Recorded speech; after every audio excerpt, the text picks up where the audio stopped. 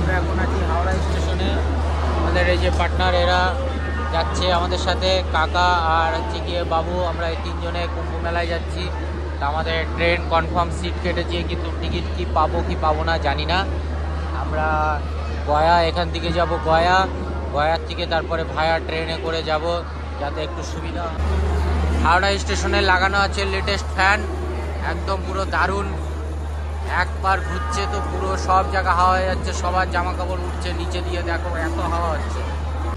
হাওড়া গয়া এক্সপ্রেসে যে general line ছিল, লাইনটা বেশি ভিড় ছিল না, অল্পই ভিড় ছিল। আর এখান থেকে প্রয়াগরাজ যাওয়ার জন্য যে ট্রেনটা ছাড়ছে তাতেও বেশি ভিড় নেই, তোমরা নিশ্চিন্তে আসতে পারো। আমরা বসে পড়েছি এখন ট্রেনে, আমাদের ট্রেন ছেড়ে দিয়েছে, আমরা উপরে সিট পেয়েছি। আর সিট ট্রেনের ভিতরে মোটামুটি ভিড় আছে, বেশি ভিড়ও নেই, বেশ একটু হালকা পাতলাই ভিড় আছে।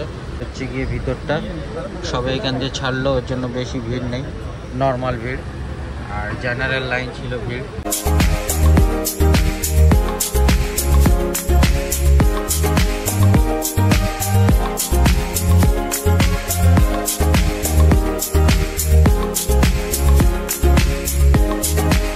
আমরা চলে এসেছি গয়া স্টেশনে, আমাদের এখন নামার সময়, ট্রেন দাঁড়িয়ে গেছে, লোকজনের বেশ ভালোই ভিড়, চাপাচাপি আছে। এখান দিয়ে সব লোকজন নামছে, এখন পুরো স্টেশন ভরে গেছে। আমাদের ওই যে একটা ছোট্ট কি বলে ভাগনা, ওর সাথে অনেক খেলা করছিলাম আমরা।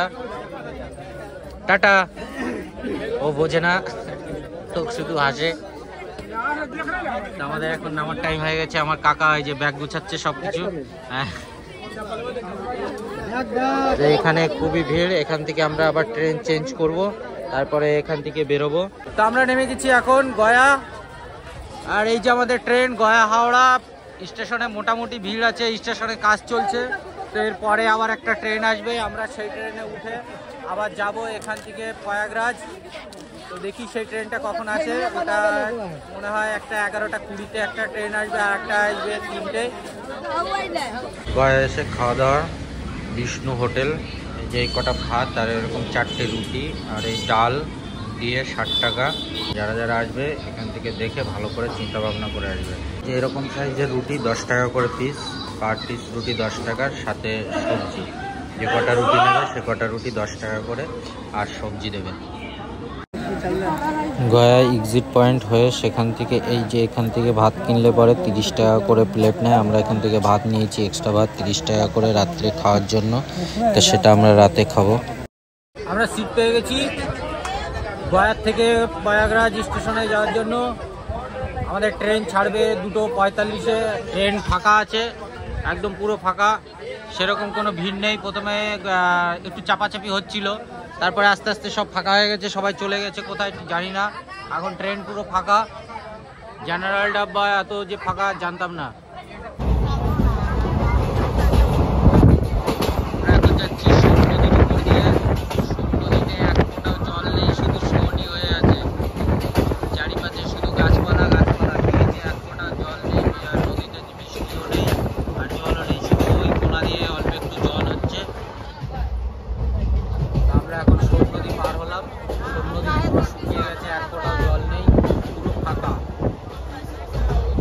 ট্রেনের ভিড় আস্তে আস্তে বাড়ছে। এই সামনে একটা স্টেশনে দাঁড়ালো, ওখান থেকে প্রচুর পরিমাণে লোক উঠেছে, ভিড় বেড়ে গেছে ট্রেনের ভিতরে এখন। আমাদের ম্যানেজার সবাই বসে আছে উপরে।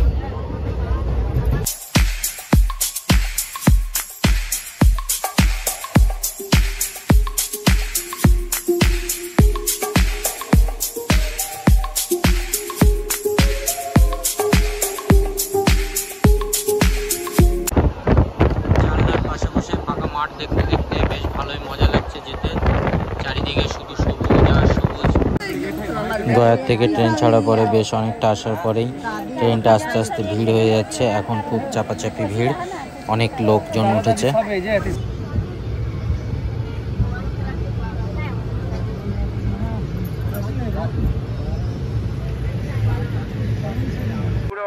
ख्याल रखिए, धीरे धीरे आगे बढ़ते रहिए, धीरे धीरे आप लोग आगे बढ़ते रहिए, कोई भी रास्ते में रुकेगा नहीं। बाहर जाने का, संगम जाने का यही एक रास्ता है, धीरे धीरे बढ़ते रहिए। बच्चे पूरे औरतों का ख्याल रखिए, धीरे धीरे आगे बढ़ते रहिए, धीरे धीरे आप लोग आगे बढ़ते रहिए। আমরা পৌঁছে গেছি, এখন কুম্ভ মেলায় যাচ্ছি আমরা লাইন দিয়ে হেঁটে হেঁটে স্টেশনে নেমে ভোরবেলা এই সবে নামলাম।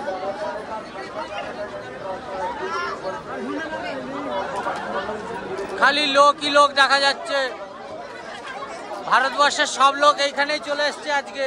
এত ভিড়ে হাঁটছি কিন্তু কষ্ট হচ্ছে না, জানি না কেন কষ্ট হচ্ছে না, কিন্তু হেঁটে মনে হচ্ছে যে হ্যাঁ সত্যি কষ্ট হচ্ছে না, হাঁটতে খুবই ভালো লাগছে। আর কুম্ভ মেলায় এসে খুব ভালো লাগছে। এখন সবে ট্রেন দিয়ে নামলাম, আমরা যাচ্ছি কুম্ভ মেলার দিকে। গাইস তুমি কিছু বলো গাইস, শুধু টাটা দেবে। রাকেশ রোশনের মতন টাকটা চমকাচ্ছে। যদি কোনো টিমের হারিয়ে যাওয়ার সম্ভাবনা থাকে তাহলে এইভাবে দড়ি বেঁধে যাবে, হারানোর কোনো চান্সই থাকবে না। দেখে খুব ভালো লাগলো এটা। আমরা চলে এসেছি এখন গঙ্গার পাড়ে মেলার ওখানে। তো আমার পিছনে দেখতে পাচ্ছ লাইন, দেখো একদম হেভি লাইন আর লোকে ভিড়, আর দূরে একটু দেখা যাচ্ছে না। তো আজকে আমরা ট্রেন থেকে নেমে সোজা হাঁটতে হাঁটতে চলে এসেছি, বেশি দূর না, মাত্র 5-6 কিলোমিটার হবে। সেভাবে হেঁটে চলে এসেছি এখানে। আমরা এখন ভোরবেলা পৌঁছে গেছি গঙ্গার ঘাটে। তো এখন সব জায়গায় স্নান হচ্ছে, যারা ভোরবেলা এসে এখান থেকে স্নান করে চলে যাচ্ছে তারাই শুধু এখানে এসছে, আর সবাই স্নান করে করে চলে যাচ্ছে। আর ওই যে নৌকায় করে ওই মাঝখানে যাচ্ছে সঙ্গমে, ওখানে গিয়ে স্নান করবে। আমরা এসছি এবারে, আমরা এবার ওই পাশে যাব। ঘাট জুড়ে শুধু লোকে এখন শুয়ে আছে। আমরা চলে এসেছি এখন প্রয়াগরাজ গঙ্গার পাশে। তো আমরা এখন শুয়ে পড়ছি, আমাদের টেন্ট লাগানো হয়ে গেছে। এই যে সব আমাদের টেন্ট লাগানো রেডি। আমরা এই টেন্ট নিয়ে এসেছিলাম বাড়ির থেকে যেটা। তো টাটা, গুড নাইট, বাই।